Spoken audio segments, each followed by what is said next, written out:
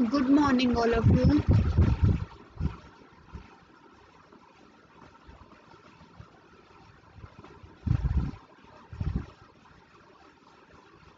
शुरू करें।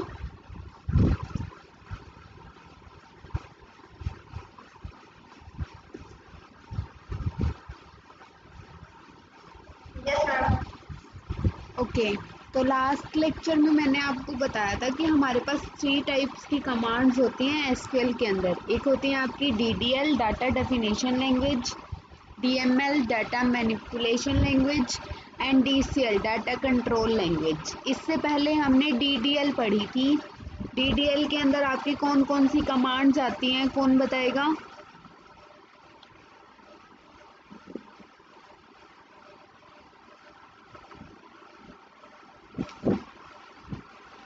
जल्दी बताओ, डीडीएल के अंदर कौन कौन सी कमांड्स आती हैं?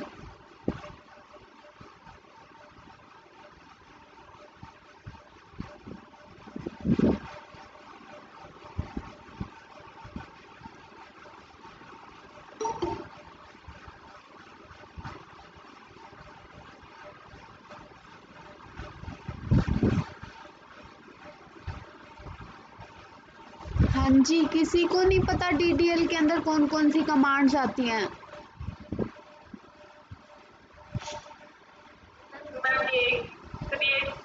और स्टेटमेंट एंट्री टेबल की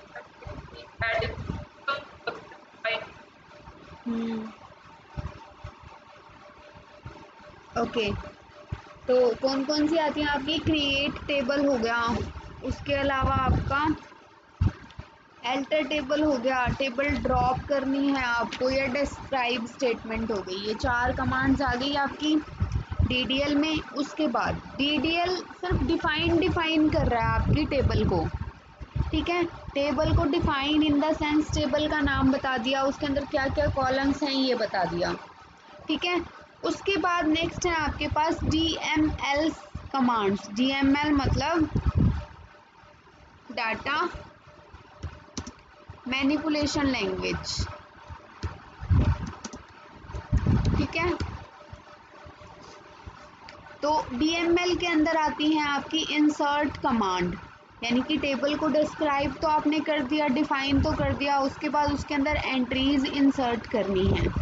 अपडेट कमांड, जो एंट्रीज इंसर्ट हो चुकी हैं उनमें से किसी एंट्री को अगर अपडेट करना है। डिलीट कमांड, किसी रो को या किसी कॉलम को डिलीट करना है या कंप्लीट टेबल को डिलीट करना है। कंप्लीट टेबल को डिलीट करने के लिए तो हमारे पास ड्रॉप कमांड है, ठीक है, वो डीडीएल के अंदर आएगी, लेकिन इसके अंदर रोज या कॉलम्स को, टेबल को डिलीट नहीं कर सकते, रोज या कॉलम्स को डिलीट कर सकते हैं। नेक्स्ट है सेलेक्ट कमांड, यानी कि आपको टेबल को डिस्प्ले कराना है या टेबल के किसी पार्ट को सेलेक्ट करके देन डिस्प्ले कराना है, ठीक है। ओके, उसके बाद वन बाय वन हम पढ़ते हैं। सबसे पहले है आपकी इंसर्ट कमांड, ठीक है। इंसर्ट कमांड किस लिए यूज होती है? डाटा एंट्री कराने के लिए। इसका सिंटेक्स देखो पेज नंबर 204 पर। insert into table name values and then we have to write the values that we want to insert, ठीक है। कैसे इंसर्ट, क्या सिंटेक्स रहेगा? इंसर्ट इनटू टेबल का नाम, टेबल का नाम फॉर एग्जांपल हमने स्टूडेंट नाम की जो टेबल बनाई थी वो लिख दिया। इंसर्ट इनटू स्टूडेंट, उसके बाद आपने लिखना है वैल्यूज, ठीक है। उसके बाद आपने ब्रैकेट स्टार्ट करनी है, उसके अंदर हमने रोल नंबर, नेम, क्लास और मार्क्स, ये 4 फील्ड लिए थे। तो रोल नंबर लिख सकते हैं हम, फॉर एग्जांपल मैंने रोल नंबर लिख दिया 1009 लिख दिया, कॉमा। उसके बाद आपको लिखना है नाम, नाम या क्लास, यानी कि जो कैरेक्टर लिखोगे वो हमेशा सिंगल कोट के अंदर लिखेंगे हम, या फिर डबल कोट्स के अंदर भी लिख सकते हो। लेकिन जो इंटीजर्स लिखने हैं, इंटीजर्स लिखने के लिए आपको कोई सिंगल या डबल कोट लिखने की ज़रूरत नहीं है, ठीक है। तो हमने क्या लिखा? इंसर्ट इनटू स्टूडेंट वैल्यूज, सबसे पहले रोल नंबर, रोल नंबर के बाद नाम लिखना है, तो यहाँ पे हमने क्या किया? नाम लिख दिया। उसके बाद क्लास, क्लास लिख दी, फॉर एग्जांपल बीएससी है या जो भी है, ठीक है। उसके बाद लास्ट हमने लिख दिए मार्क्स, फॉर एग्जांपल 80 मार्क्स लिख दिए, ठीक है। तो जब इस कमांड को आप एग्जीक्यूट करोगे तो टेबल के अंदर एक कंप्लीट रो आ जाएगी जिसमें उसका रोल नंबर होगा 1009, नाम होगा Ravi, class BSc and marks होंगे 80, ठीक है। तो इस तरह से क्या है, आप इंसर्ट करा सकते हो क्वेरीज को। ये पहला तरीका हो गया इंसर्ट का। अब उसके बाद मान लो आपको सिर्फ रोल नंबर और नाम पता है, क्लास नहीं पता, ना ही मार्क्स पता स्टूडेंट्स के, और सिर्फ दो ही चीज़ें आपको इंसर्ट करानी है, तो उसके लिए आप स्पेसिफाई कर सकते हो कि आपको रोल नंबर वाले फील्ड में और नाम वाले फील्ड के अंदर ही एंट्रीज करानी है। उसके लिए कमांड रहेगी आपकी इंसर्ट इनटू, वही टेबल का नाम आपका स्टूडेंट, देन वैल्यूज़। उसके बाद सॉरी, स्टूडेंट से पहले, वैल्यूज़ से पहले आपको कॉलम्स मेंशन करने हैं। जैसे आपको रोल नंबर और नेम में डालना है ना, तो यहाँ पे हमने क्या किया, roll number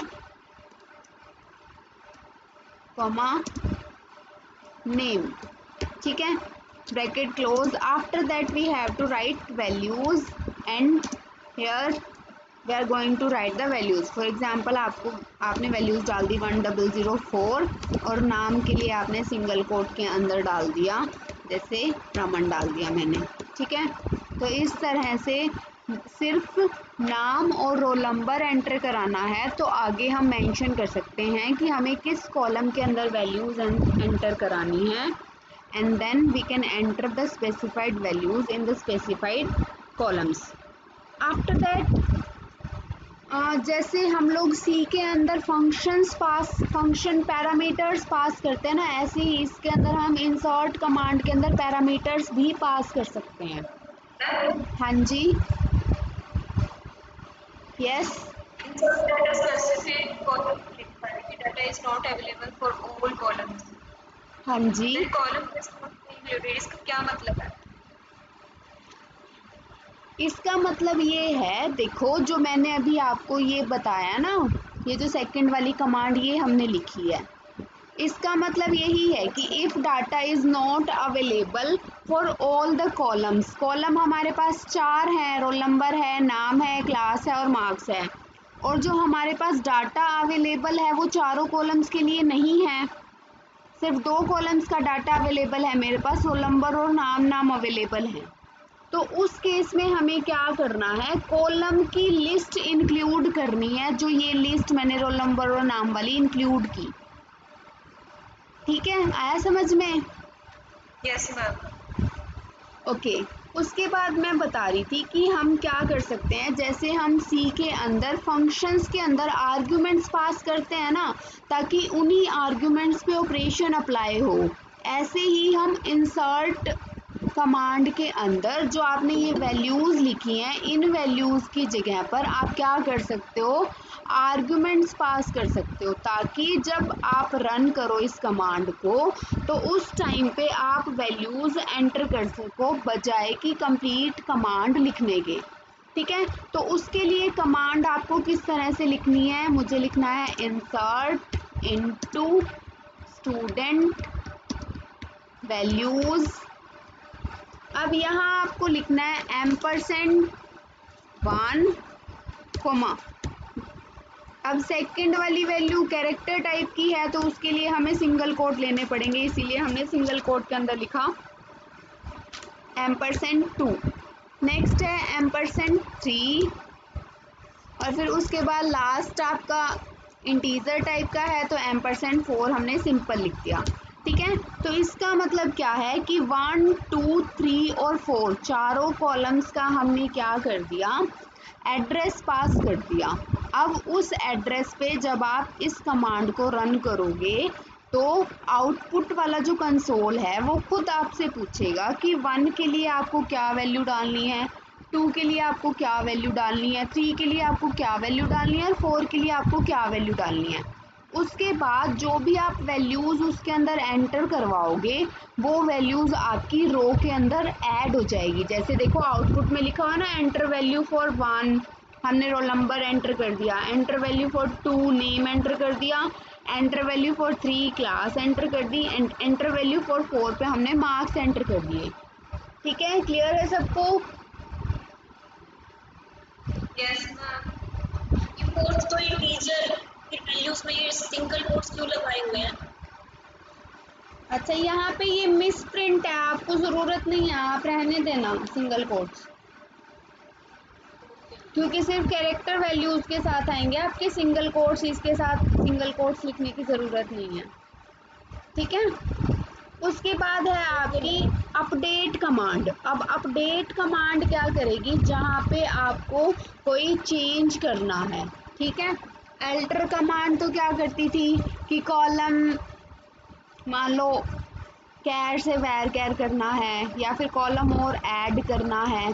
update command values को चेंज करेगी कि रो के अंदर की वैल्यू अगर चेंज करनी है, टेबल के अंदर की वैल्यूज अगर चेंज करनी है। तो इंसर्ट के बाद अब हम नेक्स्ट चलते हैं, हमारी नेक्स्ट कमांड है अपडेट कमांड।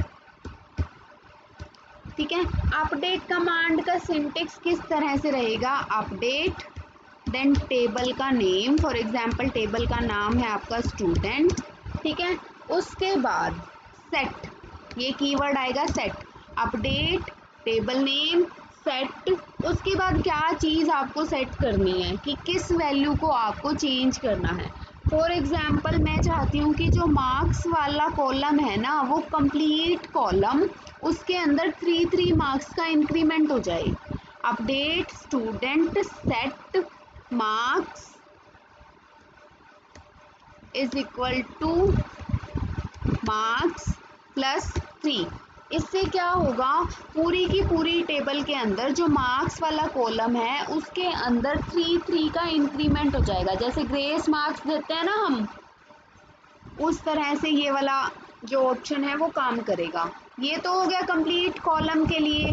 अब मान लो आपको क्या करना है, कंप्लीट कॉलम में वैल्यूज चेंज नहीं करनी, सिर्फ किसी पर्टिकुलर कॉलम में भी, मतलब कॉलम्स भी आपने डिसाइड कर दिए और उसके अंदर रो भी डिसाइड कर दी कि इस कॉलम की इस रो में वैल्यू चेंज करनी है। ठीक है, जैसे यहाँ देखो 2 कंडीशंस लगा दी नेक्स्ट में, update employ set salary is equals to salary multiplied by 1.15 where department number in 10,30। इसका मतलब क्या है कि हमारे पास एक सैलरी वाला कॉलम है, एक डिपार्टमेंट नंबर वाला कॉलम है। मुझे करना क्या है, जहाँ पे भी डिपार्टमेंट नंबर 10 या 30 लिखा मिला ना, वहाँ पे सैलरी की वैल्यू में इंक्रीमेंट करना है। तो एक ये सिंपल कमांड आ जाएगी आपकी। ठीक है, क्लियर है सबको? Yes ma'am. तो इस तरह से आप क्या है, कंडीशन के बेस पे वैल्यूज को अपडेट कर सकते हो। ठीक है, उसके बाद नेक्स्ट कमांड है हमारे पास डिलीट कमांड। अब क्या करना है, आपको डिलीट करना है, कोई कॉलम डिलीट करना है या फिर कोई रो डिलीट करनी है। अगर आपको कंडीशन के बेस पे मान लो रो डिलीट करनी है, तो सिंटेक्स किस तरह से रहेगा आपका, डिलीट फ्रॉम। ठीक है, ये चीज़ें ध्यान रखनी है, इंसर्ट कर रहे हो तो इंसर्ट इनटू, डिलीट कर रहे हैं तो डिलीट फ्रॉम। ठीक है, अपडेट कर रहे हैं तो अपडेट टेबल का नाम set, delete from for example student. ठीक है, उसके बाद आपने कंडीशन लगा दी कि वेयर मार्क्स लेस देन 40। ठीक है, तो इससे क्या होगा, जहां भी मार्क्स की वैल्यू 40 से कम होगी वो सारी की सारी एंट्रीज डिलीट हो जाएंगी आपकी। ठीक है, या फिर अगर आपको नाम स्पेसिफाई करना है कि जहाँ पे आपका नाम है, नाम कोई पर्टिकुलर नेम है, तो उसके लिए हम क्या कर देंगे, where name is equals to, ये सिंगल कोट में आ जाएगा आपका, जो भी फॉर एग्जांपल आपने रवि नाम लिखा था, तो इसको अगर आपको डिलीट करना है तो वो आपका डिलीट हो जाएगा वहाँ से। उसके बाद अगर आपको लगता है कि आपको सारी की सारी रोज डिलीट करनी है, तो सारी की सारी रोज डिलीट करने के लिए हमारे पास ऑप्शन है क्या, डिलीट फ्रॉम टेबल का नाम और कंडीशन मत लगाओ कुछ भी और एंटर कर दो, तो सारी की सारी टेबल डिलीट हो जाएगी। या फिर डिलीट ओनली स्टूडेंट लिखो, फ्रॉम भी मत लगाओ, तो भी आपका जो है कंप्लीट टेबल सॉरी सारी की सारी रोज डिलीट हो जाएंगी। कंप्लीट टेबल डिलीट नहीं होगी, कंप्लीट रोज डिलीट हो जाएंगी, ठीक है। और कॉलम्स आपका टेबल के स्ट्रक्चर का पार्ट हो गया, तो वो DDL की कमांड जो हमने कल की थी, ड्रॉप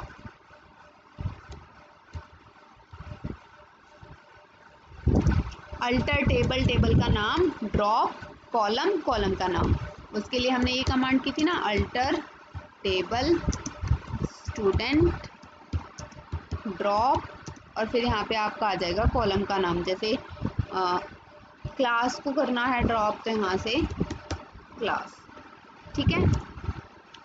उसके बाद जो लास्ट DML कमांड है आपके पास, वो है आपकी सेलेक्ट कमांड।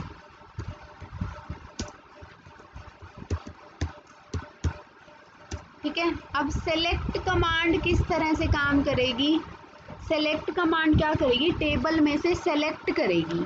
क्या सेलेक्ट करना है? चाहे आपको कंप्लीट टेबल सेलेक्ट करनी है या टेबल का कुछ पार्ट सेलेक्ट करना है। सबसे पहले तो हम देखते हैं कि अगर कंप्लीट टेबल को प्रिंट कराना है तो कैसे प्रिंट कराएंगे हम। मैंने लिखा सेलेक्ट स्टार फ्रॉम स्टूडेंट।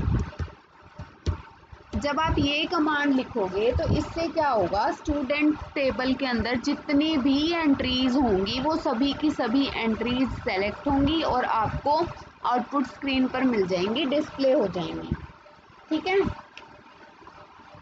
उसके अलावा इसके अंदर हम कुछ फिल्ड्स भी लगा सकते हैं। किस तरह से? फिल्टर्स बोलते हैं ना जिसको। अब जैसे मान लो आपने कोई टेबल बनाई है, उस टेबल के अंदर कुछ डुप्लीकेट वैल्यूज हैं, ठीक है, तो उसके लिए हम क्या कर सकते हैं, अगर मैं यहाँ लिख दूं सेलेक्ट के बाद select distinct star from student, इसका मतलब क्या होगा, जितनी भी डुप्लीकेट वैल्यूज हैं ना वो नहीं आएंगी, सिंगल सिंगल वैल्यू आएगी सभी। उसके बाद एक और चीज हम कर सकते हैं कि हम ऑर्डर मतलब असेंडिंग या डिसेंडिंग ऑर्डर में भी सेट कर सकते हैं इसको। वो कैसे करेंगे हम?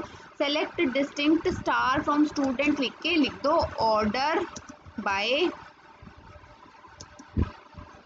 कॉलम का नाम, जैसे मार्क्स के अकॉर्डिंग असेंडिंग ऑर्डर में चाहिए या नेम के अकॉर्डिंग असेंडिंग ऑर्डर में चाहिए। जैसे मुझे मार्क्स के अकॉर्डिंग चाहिए तो मैं लिख दूंगी ऑर्डर बाय मार्क्स ASC, और डिसेंडिंग में चाहिए तो DESC डिसेंडिंग के लिए, ठीक है। तो 1 बाय 1 देखो, जो आपका पेज नंबर है 208, सेलेक्ट स्टार फ्रॉम स्टूडेंट किया तो सारी की सारी टेबल आ गई आपके पास। इसके अंदर सब कुछ आ गया, roll number, name, class, marks, ठीक है। अगर आपको पर्टिकुलर कॉलम सेलेक्ट करने हैं, जैसे सिर्फ रोल नंबर और नाम चाहिए, तो उसके लिए ये जो आपने सेलेक्ट स्टार लिखा था, स्टार की जगह पे हम क्या लिखेंगे, select roll number comma name from student, ठीक है। तो इससे क्या होगा, सिर्फ रोल नंबर और नेम आ जाएंगे। उसके अलावा वही चीज़ अगर रिडंडेंट डाटा आपको हटाना है तो हम क्या करेंगे, जैसे मान लो मुझे मार्क्स देखने हैं लेकिन डिस्टिंक्ट देखने हैं, तो select distinct marks from student. तो स्टूडेंट टेबल में मार्क्स जहाँ भी हैं डिस्टिंक्ट होने चाहिए, वो सभी के सभी क्या हैं आपके यहाँ पर आउटपुट के अंदर आ जाएंगे, ठीक है। और वही चीज़ जो ऊपर बताई थी, मार्क्स की जगह पे स्टार लिखोगे तो सारे कॉलम आ जाएंगे। ये स्टार की जगह पे आप जो कॉलम लिखोगे वही कॉलम आ जाएगा आपका आउटपुट में। एक से ज़्यादा कॉलम चाहिए तो कॉमा लगा कर लिख देंगे हम। और जहाँ आपको कंडीशन लगानी है, जैसे मान लो वही चीज़ जैसे अभी ऊपर बताया था डिलीट का, ऐसे ही आप सिलेक्शन पे भी वेयर क्लॉज लगा सकते हो। जैसे मुझे चाहिए उन सभी स्टूडेंट्स की डिटेल्स जिनके मार्क्स 80 से अबव हैं, तो मैं क्या करूँगी, सेलेक्ट स्टार लिख दूंगी तो सारी चीज़ें आ जाएंगी। सिर्फ रोल नंबर और नेम चाहिए तो मैंने क्या किया, select roll number comma name from table का नाम स्टूडेंट, उसके बाद आ गया ये clause where marks greater than 80। तो इससे क्या होगा, जिस भी स्टूडेंट के 80 से ग्रेटर मार्क्स हैं उस स्टूडेंट की डिटेल्स आ जाएंगी, ठीक है। या फिर अगर आपको डिटेल्स भी बीच में चाहिए, जैसे तो मैंने ग्रेटर देन 80 लिख दिया, अगर मैं यहाँ लिख देती हूँ मार्क्स बिटवीन 60 एंड 80, तो 60 और 80 के बीच में जिसके भी नंबर हैं उनकी डिटेल्स आ जाएंगी, ठीक है। उसके बाद next sorting data in A table, sort करना है तो वही चीज़ जो अभी मैंने ऊपर बताई थी आपको, क्या, select star from student order by, किस चीज़ के अकॉर्डिंग करना है, मार्क्स के अकॉर्डिंग, मार्क्स असेंडिंग ASC, ठीक है। और अगर आप सिर्फ मार्क्स तक छोड़ देते हो और ASC नहीं लिखते हो तो वो बाय डिफ़ॉल्ट क्या करता है, इसको असेंडिंग ऑर्डर में ही सॉर्ट कर देता है। लेकिन अगर डिसेंडिंग में चाहिए तो DESC आपको लिखना पड़ेगा, डिफ़ॉल्ट ऑर्डर उसका क्या रहेगा, असेंडिंग ऑर्डर सॉर्टिंग का, ठीक है। तो ये आपकी DML कमांड्स थी कुछ। अभी ओरेकल का सेटअप मैंने डाउनलोड तो कर लिया, उसको इंस्टॉल करके हम कल कर लेंगे क्वेरीज प्रैक्टिकली, ठीक है, DDL की भी और DML की भी। आज वाला समझ में आया सबको, किसी को कोई डाउट है?